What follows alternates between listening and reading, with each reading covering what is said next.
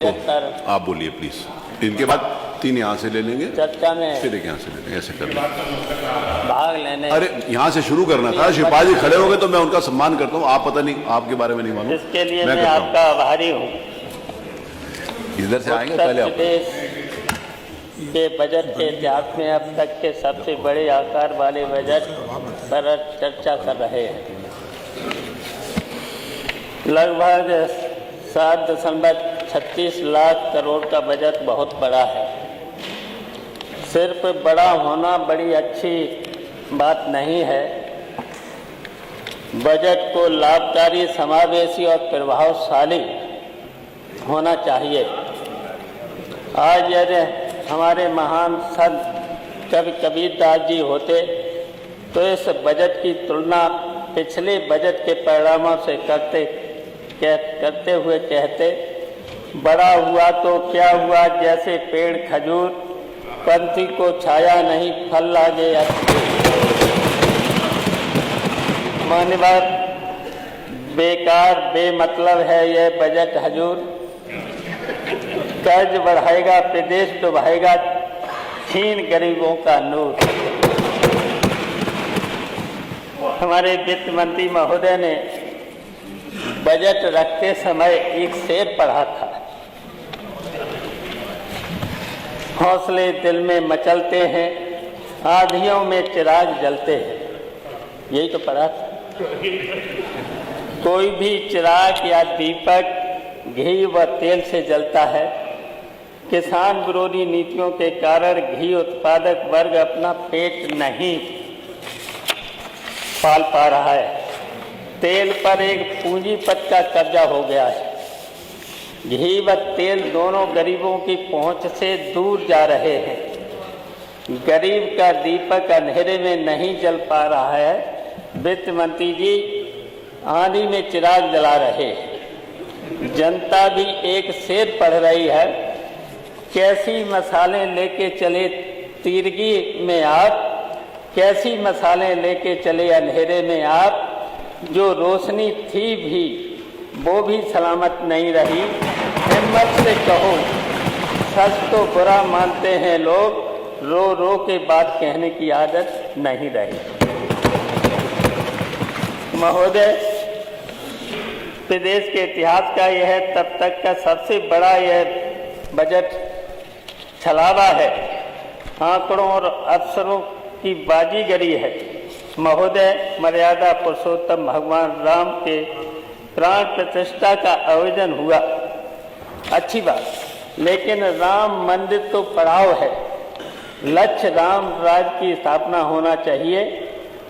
काश आप पूरे प्रदेश को अयोध्या बनाने और पूरे प्रदेश में राम राज लेने का ख्वाब देखने वाला बजट प्रस्तुत करते हैं।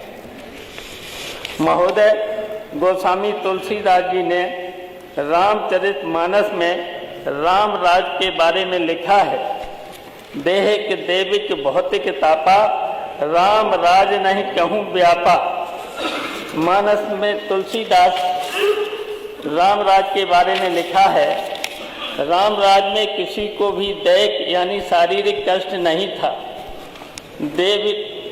दैविक आपदा भी नहीं कहीं पर आती थी, भौतिक यानी आर्थिक मानसिक कष्ट नहीं होता था। तुलसीदास ने लिखा है, अल्प मृत नहीं कबहू पीरा, सब सुंदर सब ब्रज शरीरा। आज अस्पतालों में रोज लाशें निकल रही हैं। NCRB के अनुसार सबसे अधिक अल्प मृत उत्तर प्रदेश से दर्ज हुई हैं। अध्यक्ष महोदय, असली रामराज लाने में यह सरकार पूर्णतः विफल है। महोदय, माननीय अध्यक्ष जी, अब हवाएं ही करेंगी रोशनी का फैसला, जिस दिए में जान होगी कोई दिया रहेगा।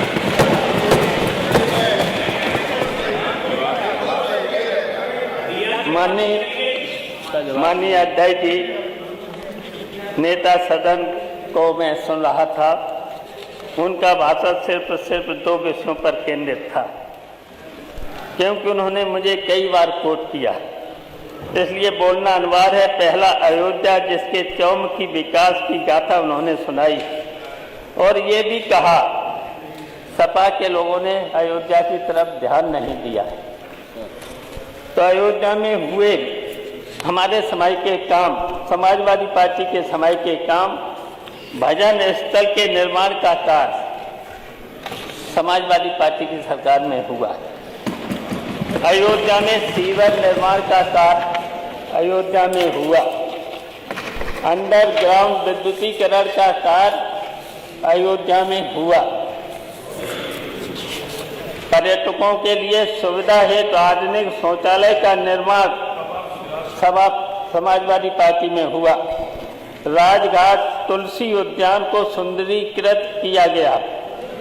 14 कोसी पंचकोसी परिक्रमा मार्ग पथ का कार्य और उस पर परिक्रमा पथ के किनारे किनारे पारिजात के छायादार वृक्षों को लगाया गया। राम की पैड़ी, अविरल जल बहाव तथा सुंदर लाइटिंग की व्यवस्था। उस पर आज राम घाट जो था, उस पर आचमन के लिए पानी इतना गंदा था, उसको अविरल धारा से बहाया। एक तरफ सरयू से पानी, दूसरी तरफ सरयू में मिलाने का काम किया। सत्संग भवन, बसेरा आदि का निर्माण कराया गया। बाईपास से लेकर महोबरा तक मार्ग का उच्चीकरण एवं चौड़ीकरण कराया गया। टेढ़ी बाजार से असरफी भवन के आगे तक सड़क का नवीनीकरण, घाटों पर चेंज रूम का निर्माण कराया गया। महोदय, बस हमने उसका प्रचार, इवेंट और मीडिया मैनेजमेंट नहीं किया था, जिसकी वजह से जब मैनेजमेंट, मीडिया और ये सब नहीं किया था, उसकी वजह से जो धन बचा था तो उत्तर प्रदेश की जनता की भलाई के लिए किया गया, उत्तर प्रदेश का विकास किया गया।